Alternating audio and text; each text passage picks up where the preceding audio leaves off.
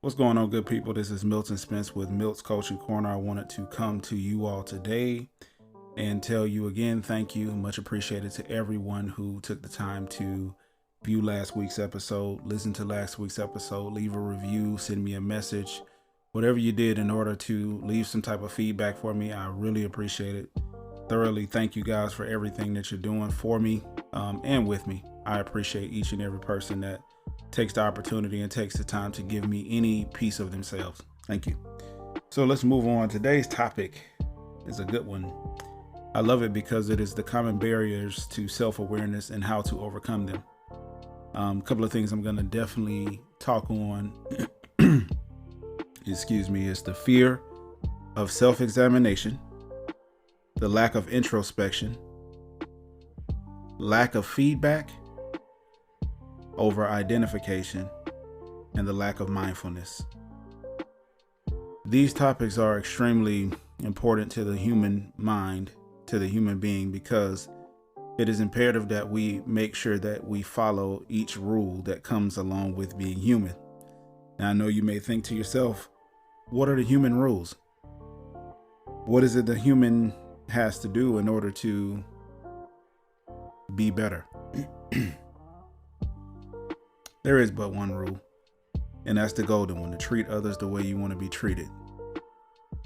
Now, I guess the goal would be to treat others the way that you want to be treated, considering that you have mastered that. Treating others the way you want to be treated, treating others how you think you should be treated, treating others the way that you want to be treated. And I think that comes in position of not necessarily knowing how you want to be treated. So that's what this week has been about.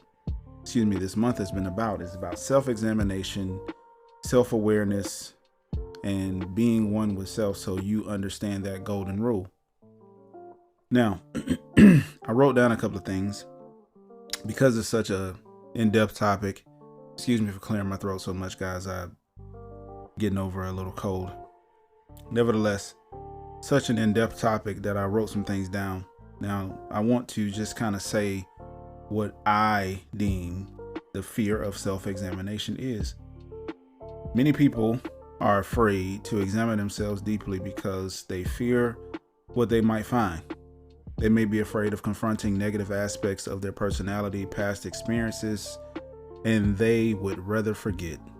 To overcome this fear, it's important to approach self-examination with an open and non-judgmental attitude. Try to see your thoughts and emotions objectively and with compassion. Try to see your thoughts and emotions objectively and with compassion as you would a friend. Now, biblically, it says that we are to love our neighbors as we love ourselves.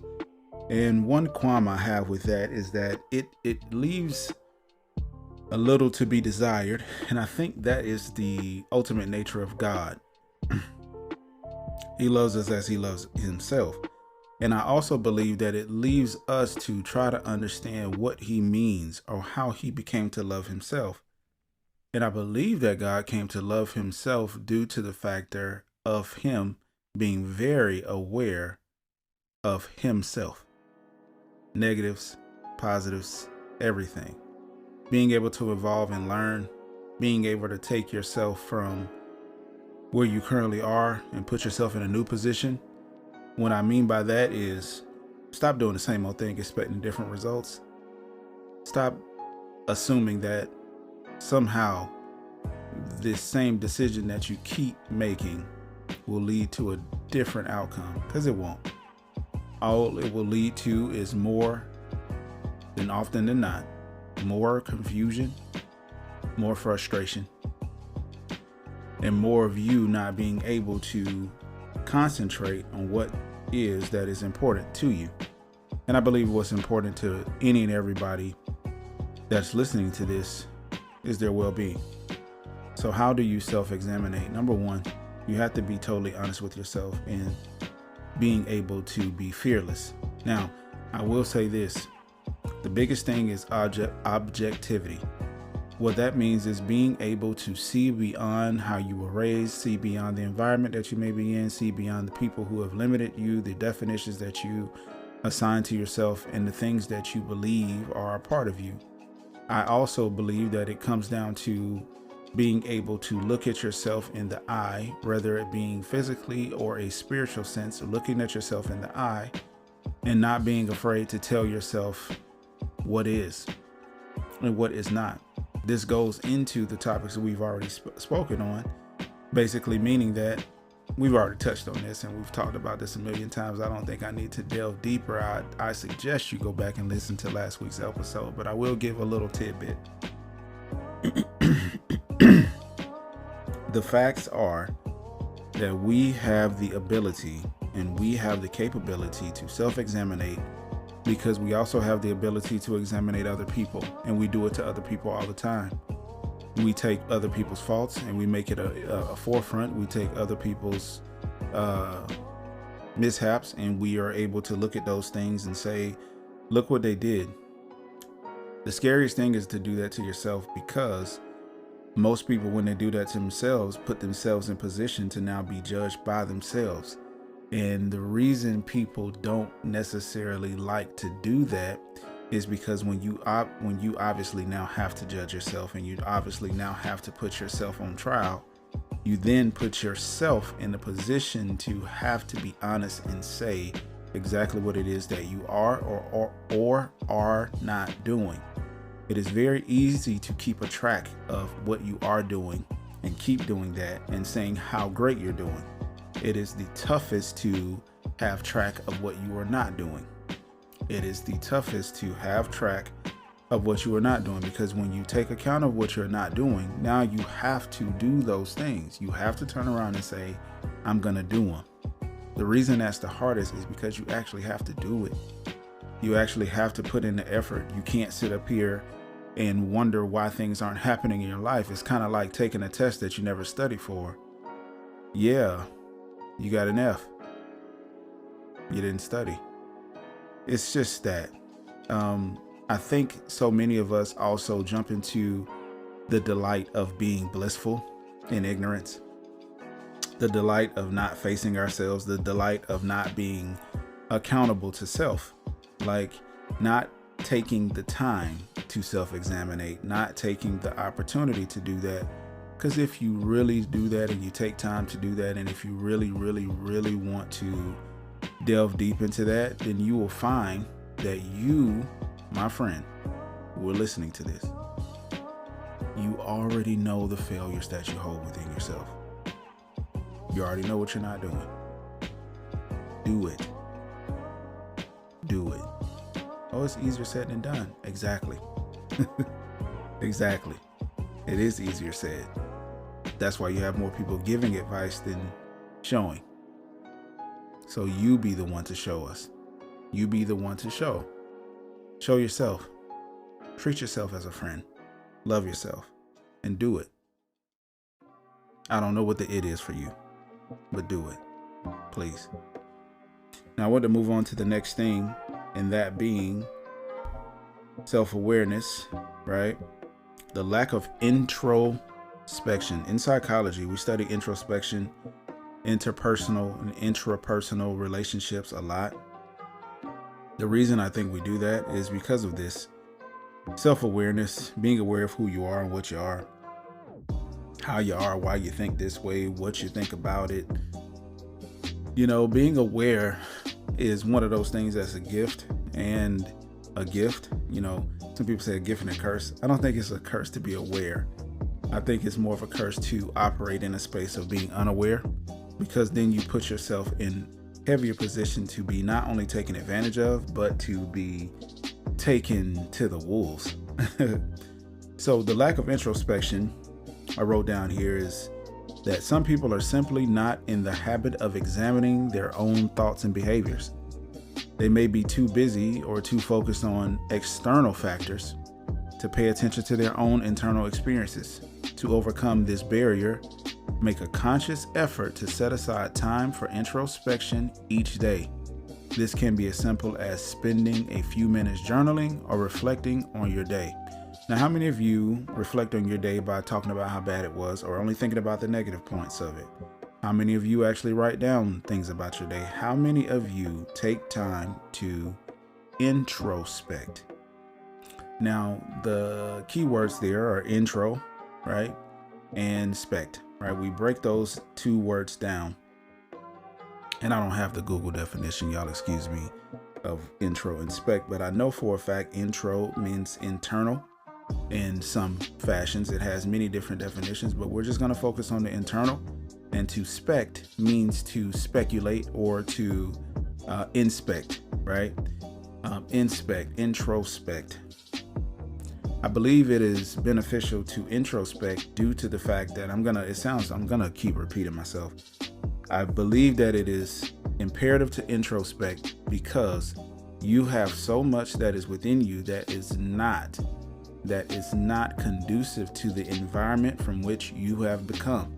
You have so much in you that is not matching to the environment that you are a part of. You have so much in you that is not matching to the energy, if you will, that is around you. You have so much in you that can be so much better if you would only take time to introspect and realize where you belong, where you do not belong, who you belong with, who you do not belong with, how you belong and how you do not belong, and what you belong and what you do not belong. I believe those things fall high in order when it comes down to introspection, because there are so many of us out here who have relationships with each other that we should not even have. Should not even have. I'm saying that because I've been that person too. I say that with conviction because I've been that person, and I've also understood that, man, in order to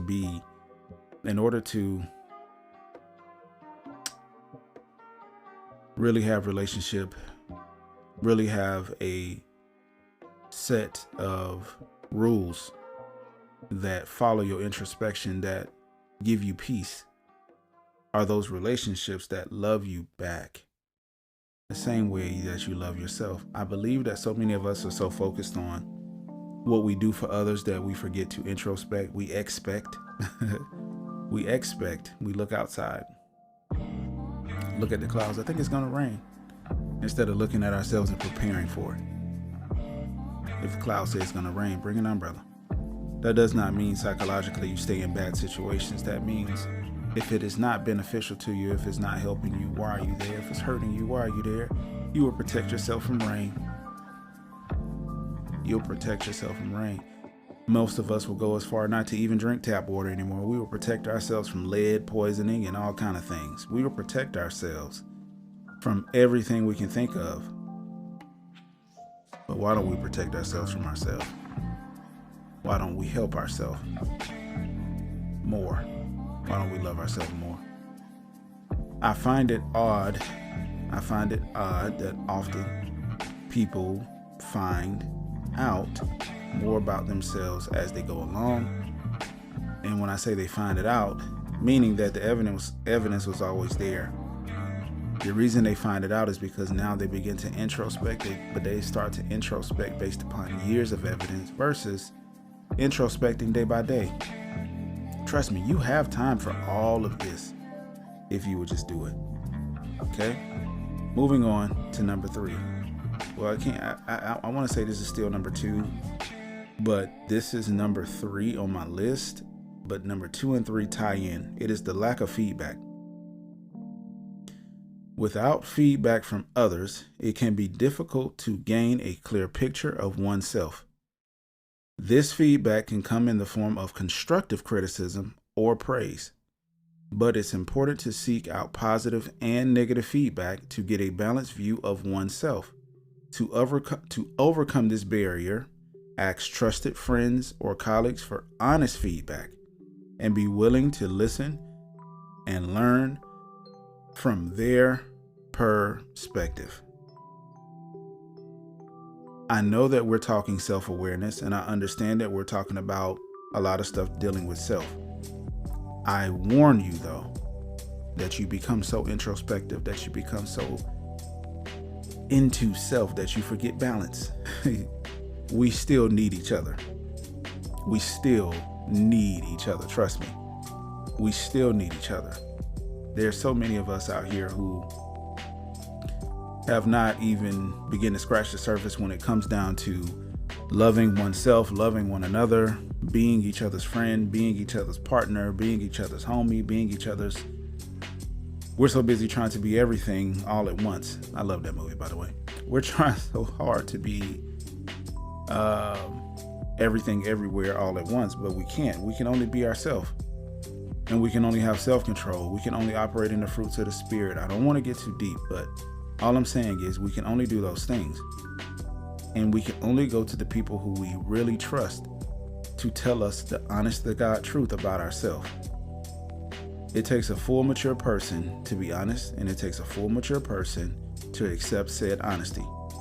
So I warn you, if you ask for an honest opinion of self, be careful, because you may not like what you hear, but I do ask that you wisen up, find people you trust, and ask them the honest to God opinion about you, whether it be professionally or personally. Ask their opinion. Get all feedback that you can. Don't shape yourself from it. Get the feedback so that you can line it up with your introspection and make sure that it is not only, I want to say aligned, but make sure that it's not too off base, because some people may be like, well, I think this and this and this and that and this and that. You have to realize that everybody's going to come to you with their feedback. That doesn't make it gospel, but then some feedback may actually turn to gospel because they may say something that helps your introspection. Okay. So let's go to number 4 here that I wrote down, and we have one more, and we're going to just speak on things as they come to me. Number 4 is over-identification. Over-identification with thoughts and emotions. Sometimes people become so attached to their thoughts and emotions that they can't see beyond them. They may identify with negative thoughts or emotions and see them as a permanent part of their personality. To overcome this barrier, try to cultivate a sense of detachment from your thoughts and emotions.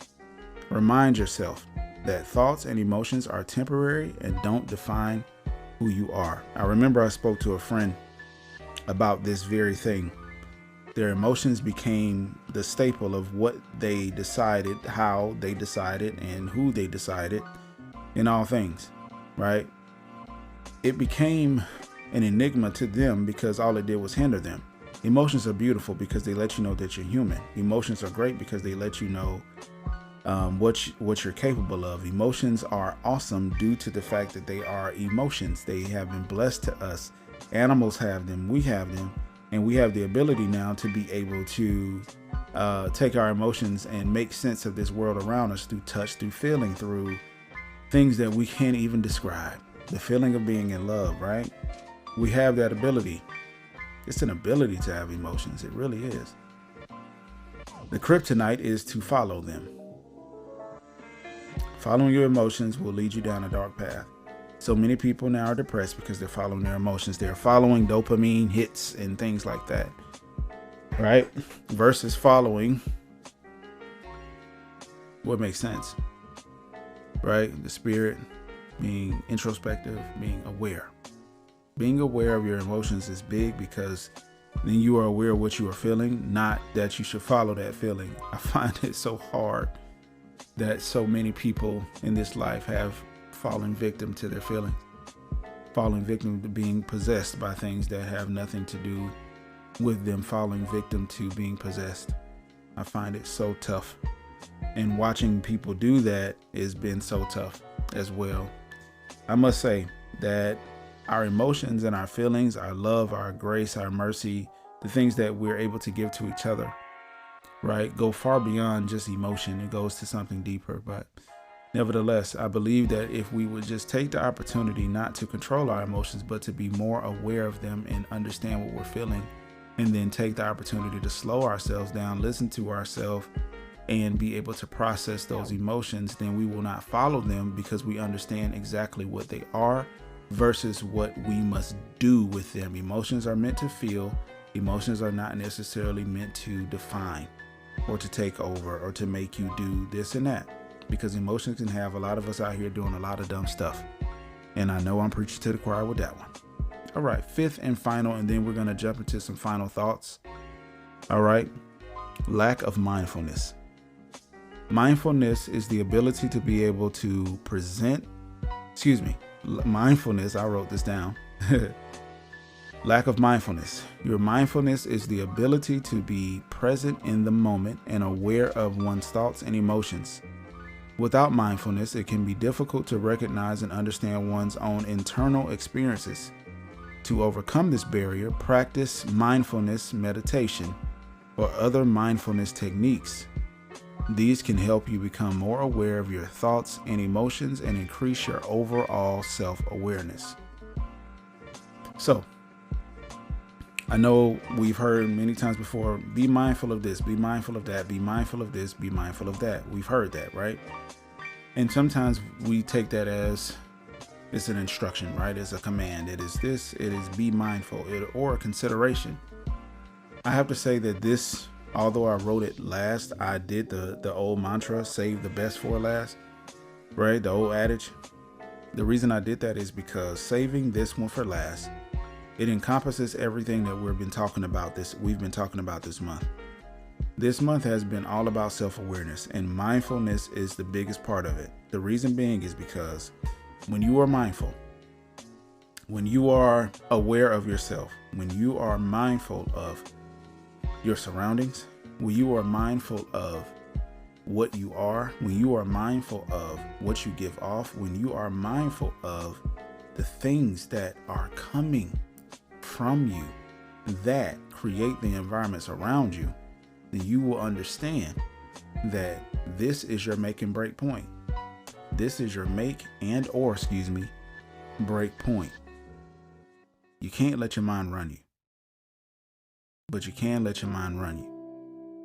The reason I say that is because it's a double-sided coin. It depends on what you put into your mind.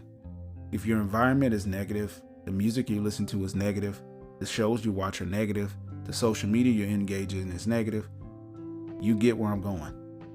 Positive, positive, positive. I am more so on the basis of dealing with things that are more direct and straightforward and is giving it to me raw and real versus just positive and then negative. Because when you're positive, go, you find yourself also imbalanced. There's a lot of people who are on toxic positivity. You talk about toxic negativity or whatever's toxic. There's a toxic positivity because too much of anything is not good. You can drink too much water and drown. I use that analogy, or I use that example all the time because it's a fact. You can drink too much water and drown. When you drink too much water and drown, you put yourself in a position now to say, well, I was doing the right thing. I was drinking the right thing. Yeah, but you drank too much. You weren't supposed to drink all of that. You weren't supposed to take all of that in. You drank too much. You sitting up here with a child. So listen, in short, right? Your mind, get it in tune, get it in line. The way I get my mind in tune, and then I'm jumping into final thoughts. The way I like to get my mind in tune is I love to sit with myself, be quiet, introspect, be aware of some things I said, did. I'm getting good at it too because I catch myself in moments now. I used to have to sit for a long time and go back over everything step by step. Now I'm catching myself in the moment, and I'm loving that because it helps me stay not rigid, but it actually helps me stay more clean in the way that I interact with my fellow man. I love y'all, man, and I want to interact with y'all the best way that I can. So anyway, what I like to do is sit, and I will go back through situations that I did not handle well, that maybe I allowed my emotions to sway or whatever. And what that has caused me to do is find out that I am more human than I am the airs that I may put on at a certain time, or I am more human than I am an employee. I'm more human than I am these things. I'm more human. And what that brings me to is more groundness. Because I realize my weaknesses, because I realize my faults, and I also realize my tribulations, and I also realize my triumphs, my strengths, my powers. And I believe that balance helps me to understand that just like in real life, there's good and there's evil, right? Good and evil. So, guys, I'm proud of you. If nobody's told you that, I'm proud of you. I am proud of you. The reason I'm proud of you is, number one, because you made it to this part in the podcast. And number two, because you're taking the time. You're taking the time. Do you understand that in your life, you'll never get this time back? If you felt like this was a waste, then, hey, I'm sorry. But if you don't, thank you. But most of all, here you are. Here you go. You're awesome just where you stand, right? Because there's so many people who have not taken the time, do not take the time, will not take the time, right? But they will hold everybody and everything accountable for their lack. They will fight you to the death to hold on to the lack of peace that they have within. I pray you don't do that. I pray you don't. And the reason I pray you don't is because you don't need that in your life, man. What you need in your life, something and someone.